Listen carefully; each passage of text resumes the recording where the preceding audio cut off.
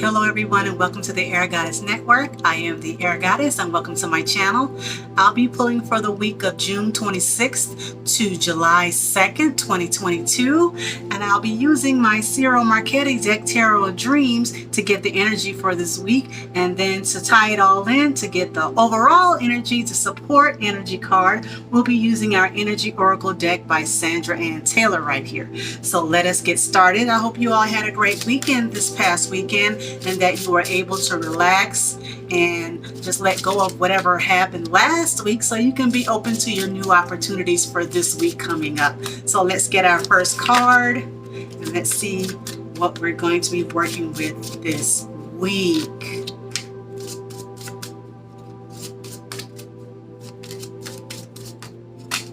And we have our first card, and it looks like it's the Knight of Cups.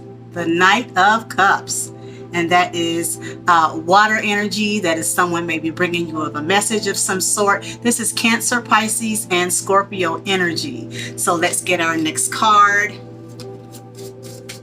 to see what other energy we may be working with.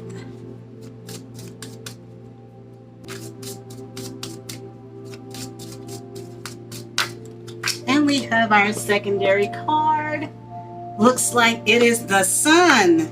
This is a major arcana card. This is prosperity, good health, wealth, just everything is coming up roses.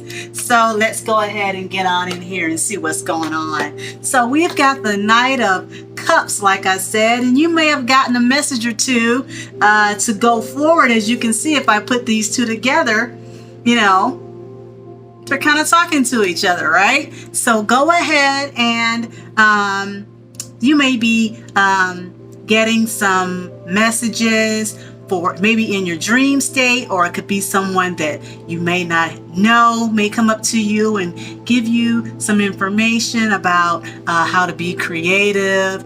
You may be feeling a little bit more creative, more intuitive, more learning. You may be rediscovering a talent that you had, or discovering a talent that you have. This could be someone around you. This could be you. Okay, so if you had a talent that when you were younger that you kind of put off to the wayside, kind of, you know, put it off a bit, you know, if it was crocheting or singing or writing or, you know, counseling or anything like that, being a listening ear, anything like that, then, you know, maybe you're just rediscovering that talent, that maybe that's something you could go back to. And with this Sun card energy right here, the secondary card right here, this is saying that if you decide to do that, then you're gonna have a blessing coming your way. It's like saying the path is opening up for you. It is there and it's shining a light. This is the way. If you've been thinking about it, kind of on the fence about it, then this Knight of Cups is saying do it, and then you got the Sun card say go for it, saying go for it, because you're gonna get a lot of when I say wealth, it doesn't necessarily mean like physical wealth, but it could be a wealth of emotion within you to know that you're on the right track finally, especially if you're someone who, you know, back in the day you had to go to law school, or you had to go to med school, or you felt like you had to do a certain type of career path. And now that you're older, you know, you're rediscovering the things that really brought you joy, that really brought you comfort, and that even when you did that with yourself, you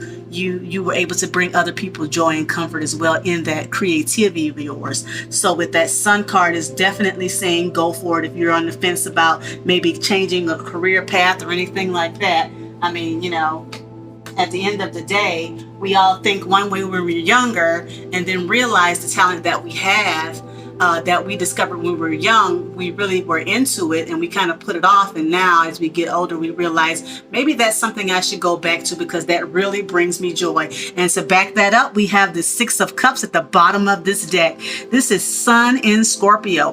This is This card right here is nostalgia. This card is like saying, go back to the past, going back for good memories of your childhood, the things that brought you warm feelings, the things that made you feel like you belong and that you were doing something grand and wonderful. And you know, children, they like to play, and when they're playing, they're just thinking about having a good time, right? And that's where you want to be too. As you get older, we realize being in the rat race and you know, chasing something that all we really find out we were chasing things instead of what made us feel good and that was serviceable to not only ourselves but to others. Because if you really look at how children are, they want to serve and they just want people to feel good and feel well and just have a carefree, you know, existence, not to worry so much, because they believe that in the end things will work out, right?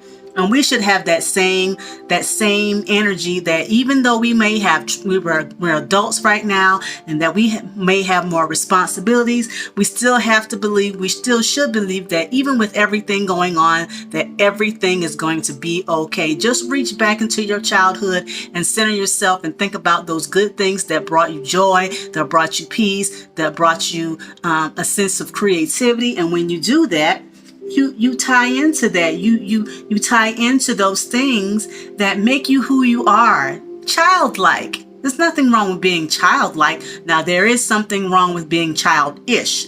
There is a difference. When you follow the sun and you get that warmth and you get that vitality, you can do anything. It's all about creativity at the end of the day. I know I say that a lot, and I know it sounds like a broken record, but really, truly, we do create.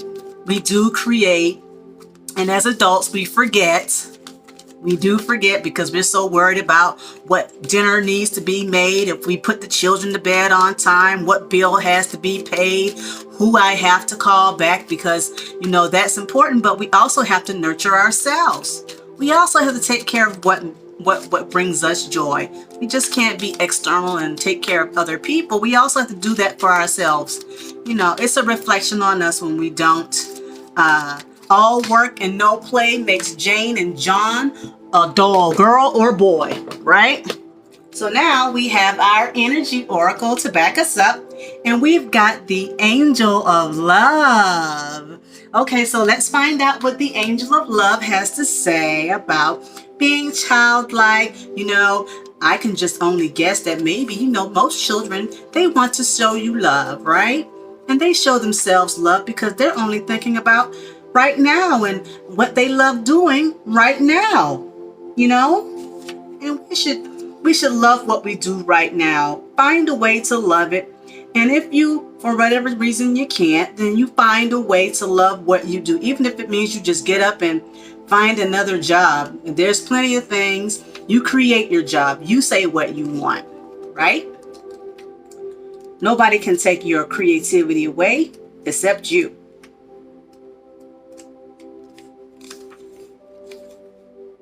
Okay, so we've got Angel of Love, Tender Connections.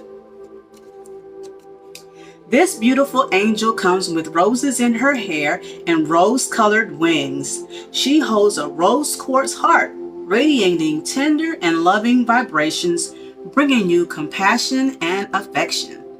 If you're looking for new love, this angel brings a message of its upcoming approach. Or if you're longing for a deeper, more intimate connection with someone already in your life, she is here to say that far greater tenderness is available to you.